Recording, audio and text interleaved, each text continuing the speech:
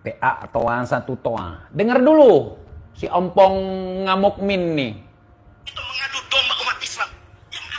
Yang mengadu domba umat Islam, Pong, itu si Rizik. Memang otak kalian nggak ada, otak dekat sama pantat rata-rata memang begini. Bicaranya menggebu-gebu, bicaranya teriak-teriak, padahal udah pakai mic. Di dalam satu ruangan, nggak di jalan, nggak di ruangan, ngomong pakai mic, teriak-teriak. Kan orang bego itu. Anak itu gaduh dibuat seluruh Indonesia. Enggak, kita merasa nggak gaduh. Dengan adanya Kiai Imad, kita jadi yakin bahwa orang yang selama ini bikin gaduh, koar-koar, teriak-teriak di dalam tubuhnya mengalir darah Rasulullah, ternyata penipu. Dia tidak bisa membuktikan itu. Justru bagi kami, sosok Kiai Imad itu sosok yang mengademkan, yang meluruskan sesuatu yang bengkok, yang mencerdaskan sesuatu yang goblok gitu. Seperti kalian, itu nggak bisa diluruskan lagi, udah spiral udah. Ya. Jadi begitu, Kiai Imad di mata kami, di mata umat, hanya umat PA saja yang nggak setuju dengan Kiai Imad. PA 212, ya, sekte Unyiliun, sekte ya, yang mengatakan Sunan Gunung Jati itu menikahi Nyi Rara Santang. Orang yang membelokkan sejarah, Wali Songo dikatakan sebagai keluarga Ba'alwi dari Jalul Amul Faqih. Itu penipu. Itu begal nasab, PA 212 ya. Ompong ngamuk min. Itu jelas tolol sekali ente. Gitu ya. Itu mengadu domba umat Islam. Yang akan di mana-mana itu gaduh dibuat seluruh Indonesia. Yang gaduh selama ini kan kalian. Sebenarnya kalau kalian bisa saja mikir, ya, 1 jam aja bisa mikir dengan tesis yang dibuat oleh Kiai Imad, nggak akan gaduh. Yang gaduh kan kalian. Kita slow aja. Umat slow aja. Yang selama ini teriak-teriak di jalanan, sholat di jalanan, bikin macet, ngamuk-ngamuk, kemudian minta perang ke Palestina, minta berjihad, kan kalian. Aneh-aneh aja. Kemudian yang konvoi di jalan ditembak 6 orang anak muridnya, mukibinnya, pengikutnya, kan kalian. Pesantren yang selalu dilempar kepala anjing, dibom, di sniper, kan pesantren kalian. Pesantren orang ini nggak ada. Cuma pesantren kalian aja yang bermasalah. Kenapa bermasalah? Karena memang kalian sendiri yang buat-buat cerita, playing victim. Dari Sabang sampai Merauke, dari Miangas hingga Pulau Rote, pesantren yang dibom mana? Pesantren yang ditembak sniper mana? Pesantren yang dilempari kepala anjing mana? Kiai yang mau diracun mana? Kan cuman kalian-kalian aja PA 212, cuman kalian aja memainkan permainan supaya kisruh, supaya gaduh.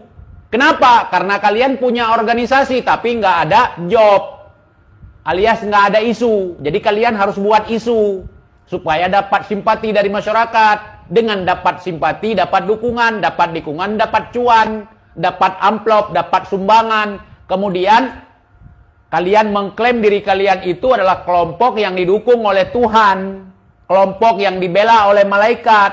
Tetapi nyatanya 3 periode sudah kalian tidak bisa memenangkan pemilu, alias kalah mulu.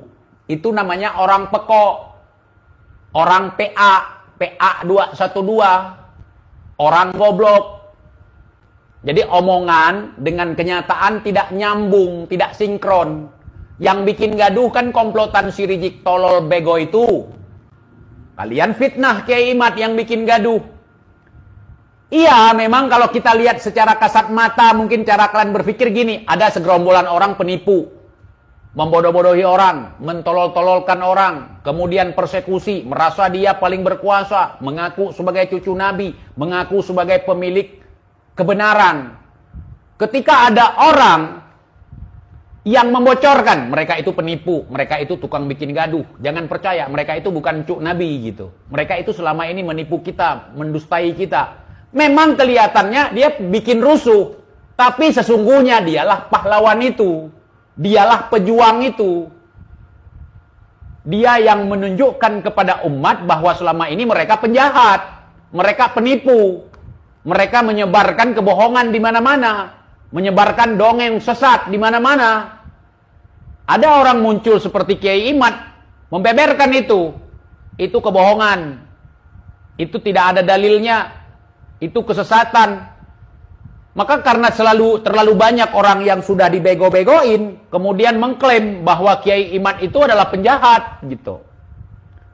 Nah, zaman dulu gitu juga, para pejuang, para pahlawan kita diklaim tukang bikin rusuh sama Habib Menir Utsman bin Yahya. Menir Utsman bin Yahya membuat fatwa bahwa gerakan yang memprakarsai Geger Cilegon atau gerakan rakyat perlawanan di Banten itu sebagai ghurur, sebagai bentuk pemberontakan, sebagai bentuk perlawanan pemerintahan yang sah. Nah, kemudian dituduh begal ini itu segala macam. Tetapi hari ini kita sadar bahwa mereka adalah pahlawan, pejuang. Sementara orang-orang yang berada di ketiak Belanda waktu itu hari ini mengaku-ngaku sebagai pahlawan. Orang yang kabur dari negerinya karena perang, seorang pengecut, leluhurnya pengecut, datuknya pengecut, kabur dari negerinya waktu perang ke negeri orang. Kemudian hari ini koar-koar sebagai pejuang. Saudara, coba mikir. Dulu